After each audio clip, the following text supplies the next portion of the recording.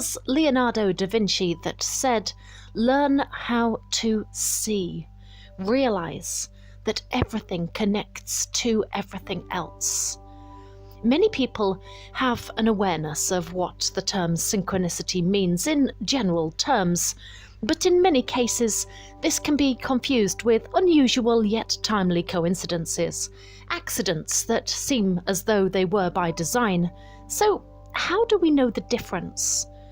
A growing number of people believe that to experience a synchronicity is like a powerful nod or wink from the universe, telling us that yes, we're on the right track.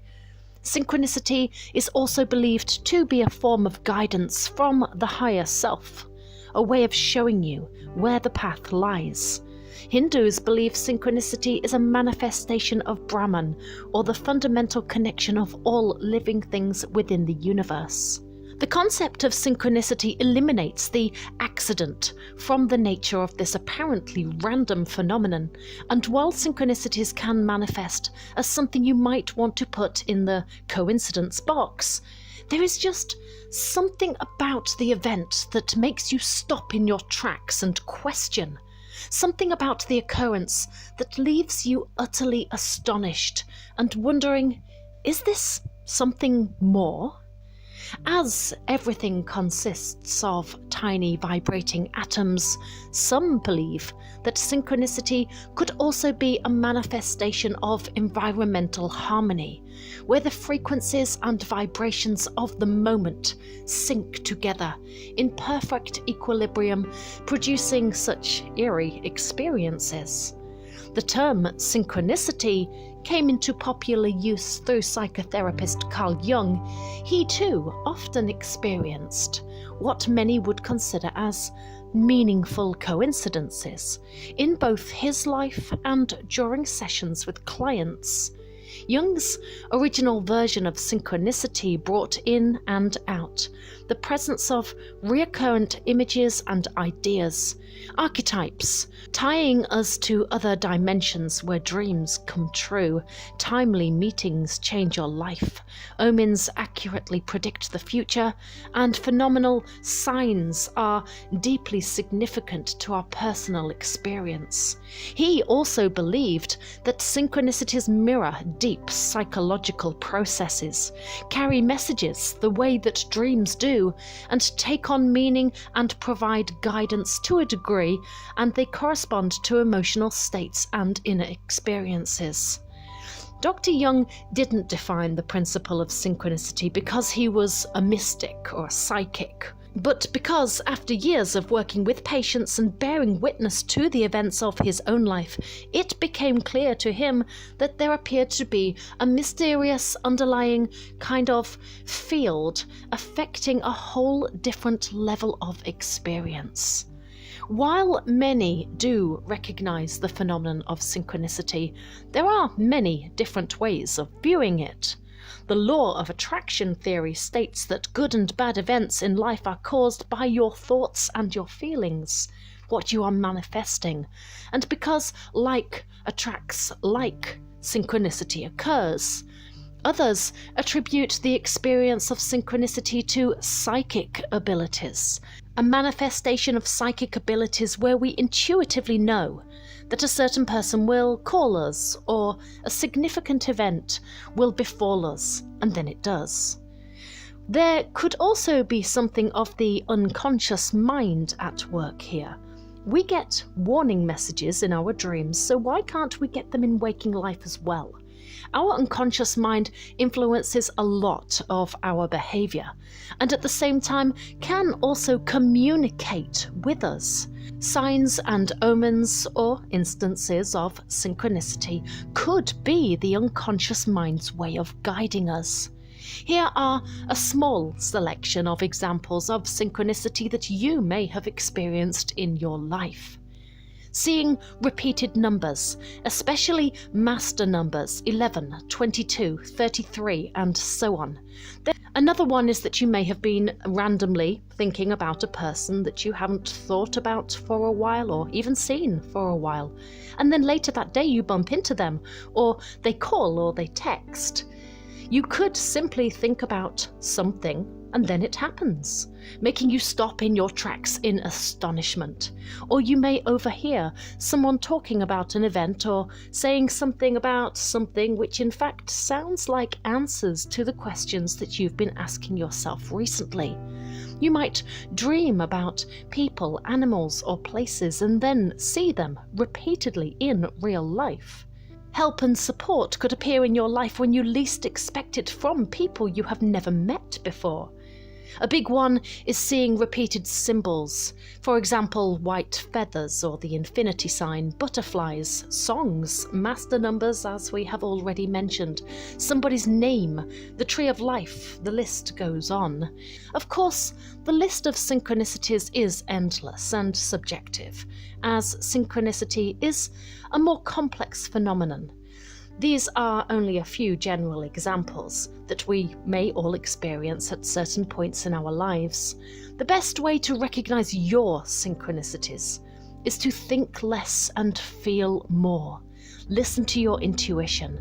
By being in tune with your inner voice, you can understand the outer signs easier. And remember, synchronicity only applies if it is spontaneous. Waiting for the 11:11 to appear on your clock does not count. You have to be genuinely surprised and not expect it. Or at least, there needs to be a degree of unpredictability involved. When you're having a dialogue with someone, you don't control the other person's words, reactions, or thoughts, and you generally listen when the other person speaks. It's the same with synchronicity and any other kind of guidance. Skeptics sometimes call synchronicity apophenia, or the practice of seeing connections and patterns in random and/or meaningless data. This is because humans are born meaning makers, with a fondness for seeking patterns in everything they see around them. This is an unconscious coping mechanism that we use to make sense of the world and sort through the overwhelming amount of data that is thrown at us every second of every day. We notice and analyze patterns everywhere in an effort to understand our environment and, to a small degree, control it. Behavioral economists would classify synchronicity as a form of confirmation bias. For example, if you're told to look for yellow cars, you'll start seeing yellow cars and realize there is a lot more yellow cars than you initially thought existed. But whatever causes it, an increasing amount of people do believe that synchronicity is far too common and too intriguing an experience to overlook or quickly dismiss and forget about. What follows are a few tips to help you tune into the flow of synchronicity and understand the sacred experience unfolding all around you. 1. Cultivate your capacity to receive. The universe always provides you with exactly what you need for your highest growth in the moment. If you aren't ready to receive, you won't. Cultivating a greater capacity to receive means having deep courage to face the infinite potentials and possibilities your life might present to you. It means invoking the truth of what you are actually capable of handling at this time in your life. And it requires you to embrace whatever life delivers to your doorstep with an open heart and absolute trust that it's exactly what is being called for at this time, even if you don't always understand. 2. Pay close attention. Simply pay more attention to your experience. If you're going to ask for guidance, you're going to need to meet the universe halfway. Especially during your time of seeking, watch your environment a little more closely. You may be surprised what presents itself when you pay more attention. 3. Notice patterns and symbols. As you pay closer attention to the occurrences in your life, you will likely notice patterns beginning to emerge or powerful symbols showing up. Take note of these. 4. Don't overcomplicate things. Sometimes the universe sends us the exact message that we need, but we miss it and go on searching for more. The truth is, the universe expresses a great deal of genius in simplicity. This can be difficult for modern humans to understand, as we tend to complicate things.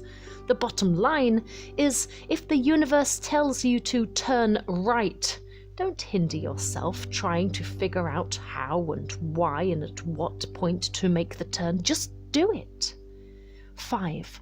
Allow yourself to believe. One of the most common questions when working with signs, visions, dreams, or any other form of sacred messages: how do I know that this is real? Is this just coincidence? Is this just my imagination? The answer is simple. Your imagination and your reality are reflections of one another. Everything you are presented with, whether it's logically tangible or ridiculously abstract, has meaning. Sometimes it's overt and sometimes it's vague.